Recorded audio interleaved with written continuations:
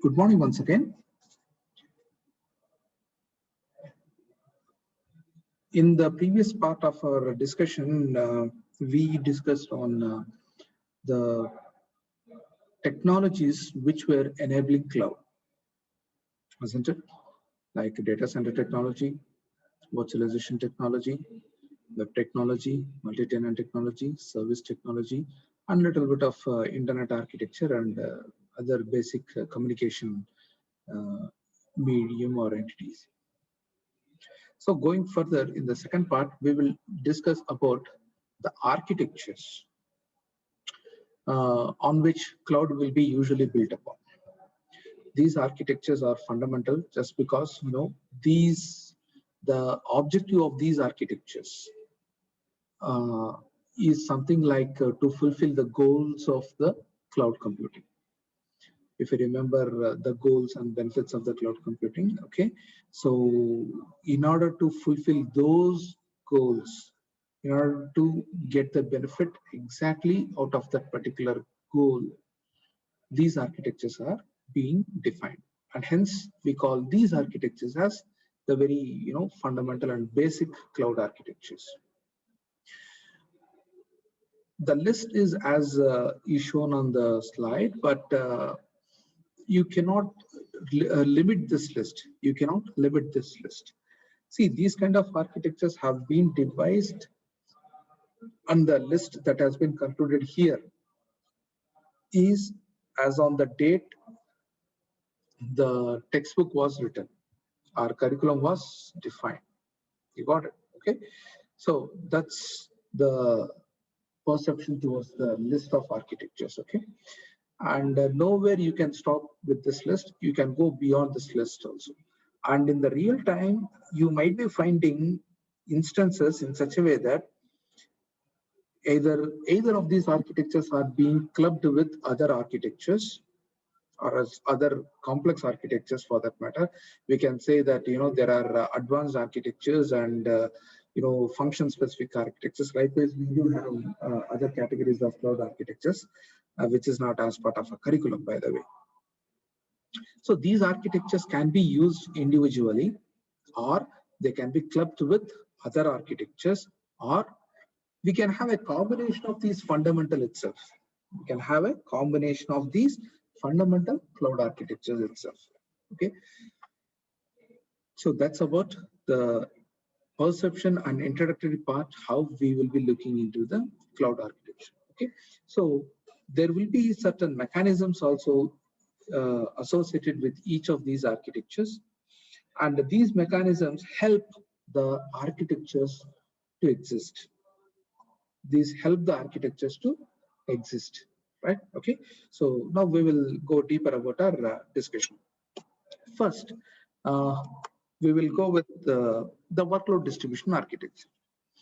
Most of the times we'll be talking that cloud is highly scalable, and it should be that scalability should be very much highly available as well, isn't it, right? And often we talk about horizontal scaling and vertical scaling, on which both the kind of scaling is permissible in the cloud. But coming to this architecture, we will not be much focusing on the vertical scaling, but appropriately this architecture refers to horizontal scaling. That means adding a device additionally or removing a device when it is not needed. So that's how this architecture is aimed for. Okay. So we definitely understand that horizontally the scaling is permissible in the cloud, and accordingly the functionality or as the cloud consumer that is consuming the cloud service, okay, so depending upon that particular service consumption, okay, this scaling is being impacted, isn't it, right? Now while doing that scaling, it is mandatory to appropriately provide the resources, It is something like never the resources should be either overutilized or underutilized. Never the resources should be overutilized or underutilized. I guess you people know the difference between overutilization and underutilization. It is something like you have something like a 10 GB to store, and you will be ending up with having 100 GB of space. That is overutilization. And underutilization is vice versa. Like you have 100 GB of data to store, but you are left with only 10 GB, right? So that is underutilization. So that's what is the kind of balancing should be happening among these things. Okay, so it is quite evident that the resources, IT resources provided as part of the cloud consumption will have to be scaled upon. That too horizontally they have to be scaled upon. That is no doubt. But at the same time, there should be a proper balancing mechanism to check that the IT resources are neither overutilized or underutilized. And this utilization is purely driven based upon the runtime logic. Definitely based upon the runtime logic. That's what we call, as and when the consumer needs it. As and when the consumer needs it, these allocation or else these scaling of the resources should be happening. Okay. Now, till now, we just mentioned that any IT resource can be scaled and they have to be taken care through a balancer, that they are neither overutilized or underutilized. Now, let us see to what kind of resources, we could be controlling through the balancers. In other sense, I can tell that through the load balancers, how many types of services we can be controlling upon. How many kind of resources we can be controlling upon. Okay, so you can come across three services, or else three kind of resources. One is the service itself, the servers on which this particular server is running. Okay, so only the service can be load balanced, or second one is the load balanced virtual servers. Virtual servers can be scaled upon, or the virtual switches, Now let me tell you here with the example. Let us assume we have certain consumers.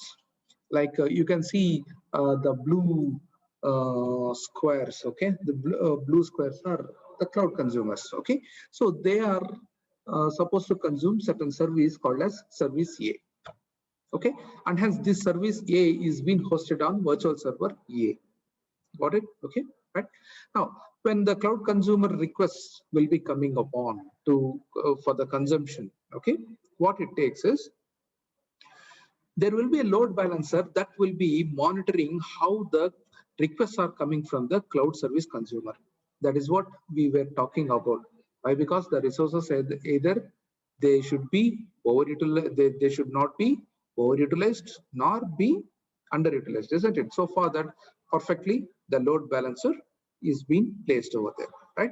Now, what this load balancer does is it constantly monitors and observes how the requests are coming in for the consumption of service A.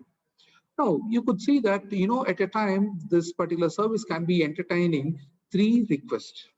Let us assume 3 requests it can be entertaining at a time. And if there is another request, that is, there is the 4th request, then probably the cloud service A might not be sufficient enough. So what the load balancer does is, okay, it identifies that until the 3 requests that is coming in, it will be directly diverting to the existing cloud service A, which is hosted on virtual server A. Right now, when the number of requests that is coming in is more and more, it is increasing, it is going beyond. So what it does is, load balancer, it hints the architecture in such a way that there should be some scaling upon. Thus, this particular scaling can be in terms of only the cloud service A. That means another instance of cloud service A can be hosted on virtual server A. That is one sort of possibility. Second one, entirely virtual server A is being replicated and made as virtual server B, right? As it is just a replica of virtual server A, even virtual server B also will be having the same service, isn't it? Why? Because we are just replicating that instance. We are just duplicating that instance, isn't it, right? So even this is, we are calling it as a scaling, that to horizontal scaling. We are adding one more device, isn't it? and hence it is horizontal scaling definitely. So what happens is the load balancer is instigating the replication process or the scaling process.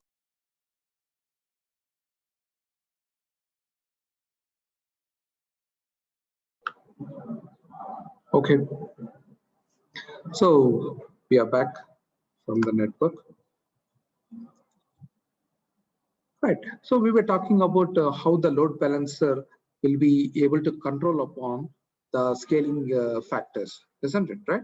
So when the load balancer identifies that the number of requests that can be possibly entertained by virtual service A, which is hosted on virtual server A, is going beyond that particular capacity, then automatically it instigates the architecture in such a way that, okay, another replica copy of virtual server A has to be done, and let us name that as virtual server B.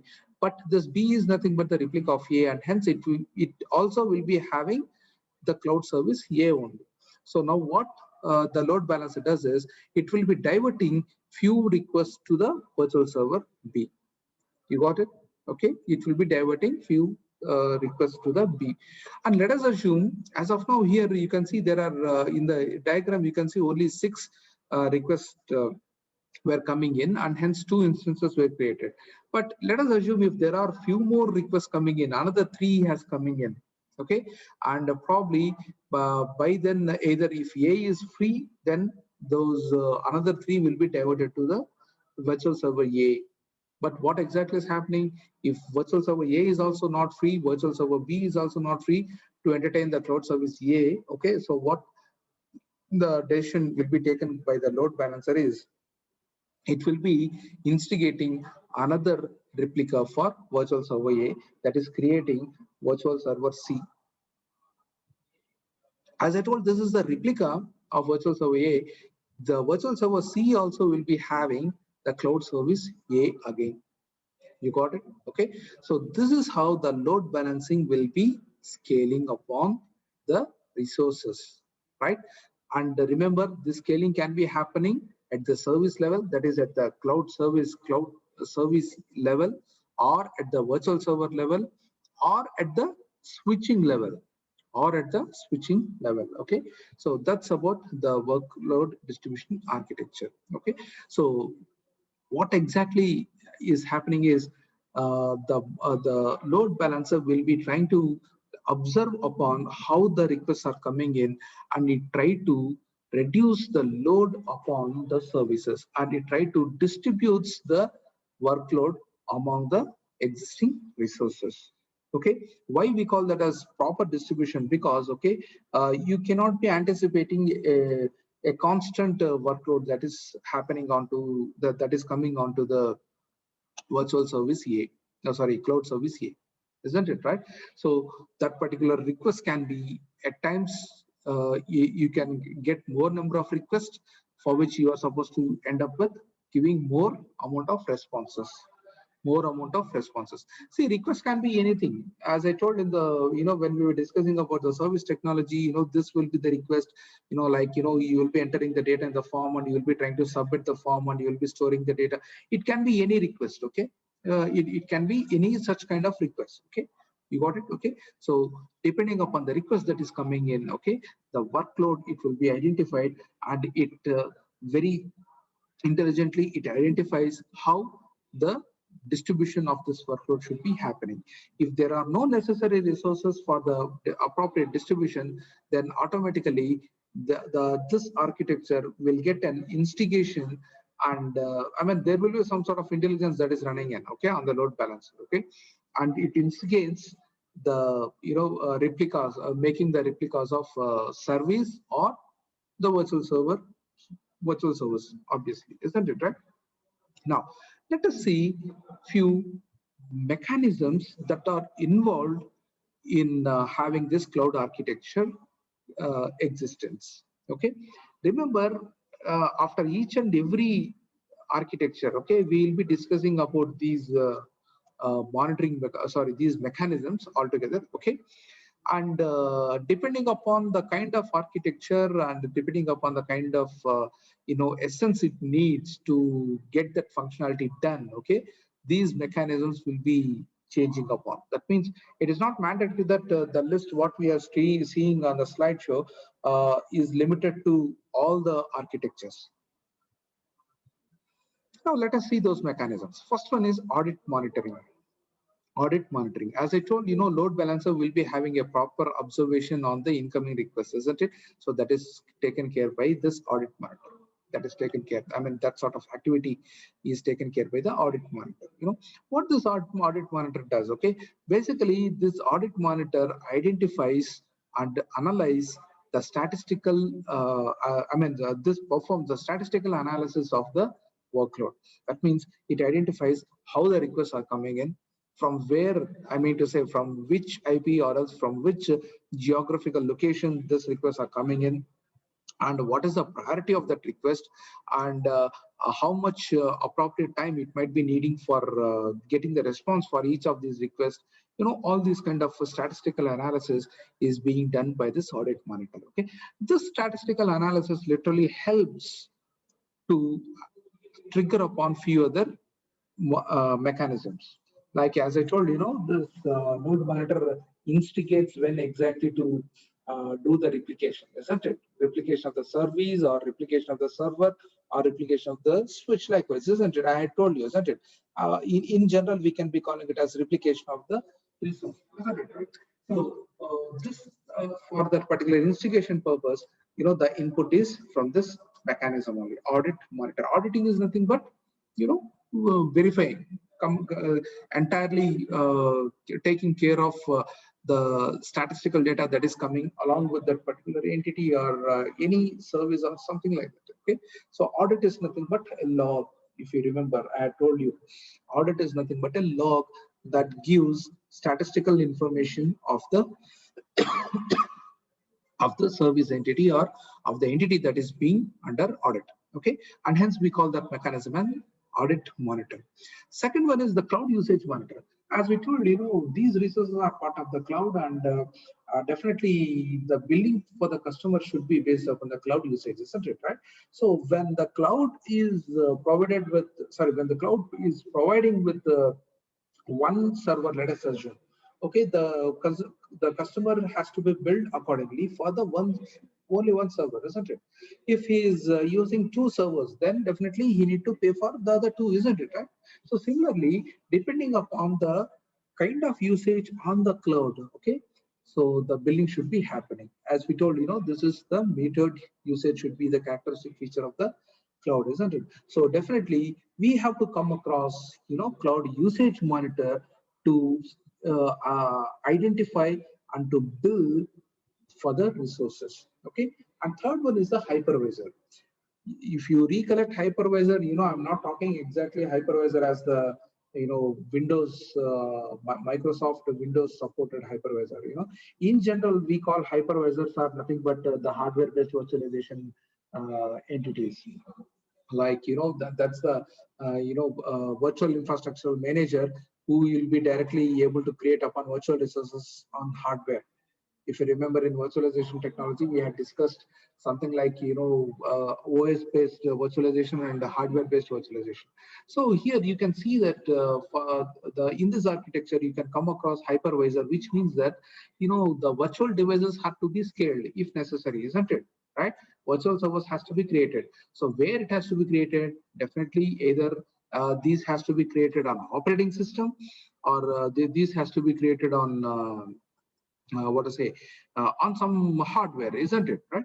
So on hardware directly, the workloads are being created. I mean to say the virtual servers are being created.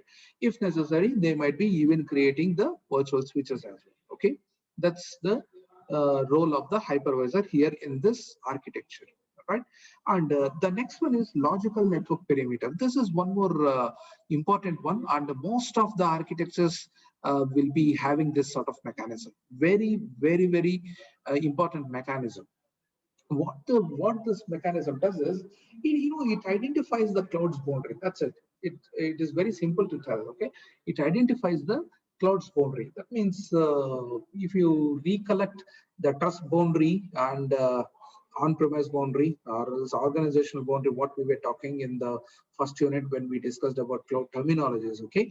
So that the trust boundary is there, isn't it, okay? It can be growing or it can be shrinking. It can be growing or it can be shrinking. You know, the growth or shrink will be depending upon multiple factors again here.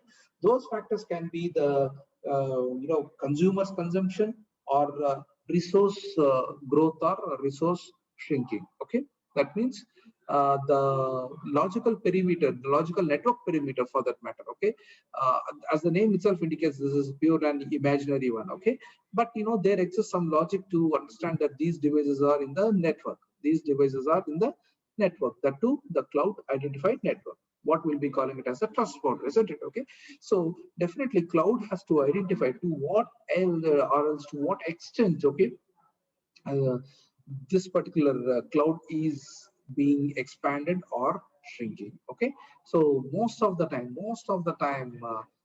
the architectures will be equipped with this monitoring with this mechanism. Okay, so what exactly this does is this mechanism identifies the boundaries, and then accordingly it will be planning upon the workload, and then it will be planning upon the workload.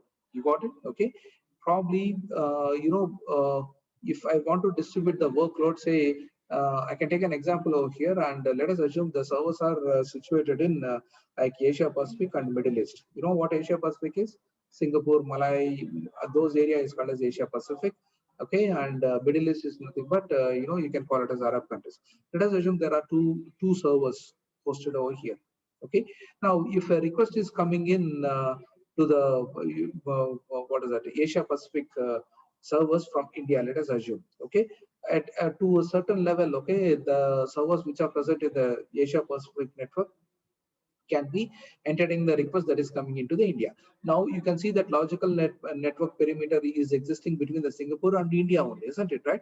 But now what happens due to the usage more and more being increased? Okay, so the servers that are present in the Asia Pacific are not able to cater the needs of the request coming from the India. So either they have to scale the resources in the Asia Pacific server, or they need to look for some other mechanism. But unfortunately, the server capacity or else the feasibility for the scaling in the Asia Pacific server there in Singapore is not sufficient enough. So they need to look for some other alternative, isn't it? Okay, so we have one more server nearby, like in Middle East, something like in Dubai or in Abu Dhabi or something like that. Okay, in Arab countries. Okay, you have the servers again placed over there, and you can divert the request coming from India to those servers. Now you can identify the logical network perimeter. Now the perimeter has been grown to a huge level, isn't it? Now the perimeter is between the India, Singapore, and the Arab countries as well, isn't it? So that's how globally the network perimeter will be increasing and decreasing, or else it will be in form of patches also. In form of patches also, we cannot be exactly constraining this network perimeter. Okay, that's about logical network perimeter. Okay, and the other one is resource clustering. Okay, this is very common thing in cloud. Usually the cloud administrators or else the resource administrators will have to maintain a log of their resources, and hence they do clustering of the resources basically. And here even the clustering also, it will be categorized into the different ways of clustering you can be identifying it. Okay, so here in this particular environment you could be finding only one type of clustering mechanism, that is active or inactive. That means whether the server is available or not available. Like in the previous example, whether the server in the Singapore is available for scaling or not. If it is not available for the scaling, then some other alternative it has to be looking for, isn't it? And that too, this should happen within no time. Within no time. Why? Because the client in India, he will not be sitting idle, or else he cannot be going beyond the a certain time limit to get his functionality accessibility, isn't it, right? So they need to plan upon those resource clusters. Okay, so usually the administrators will be taking care whether the resources that are available and active for utilization or not. Okay, that's the kind of clustering is being followed here in this architecture. But lastly, you can see the resource replication. As I was telling you while explaining the architecture, the load balancer instigates whether the virtual server, another virtual server has to be replicated or virtual service has to be replicated. Likewise, I was telling you, isn't it, right? So that replication activity, okay, will be taken care by this resource replication mechanism.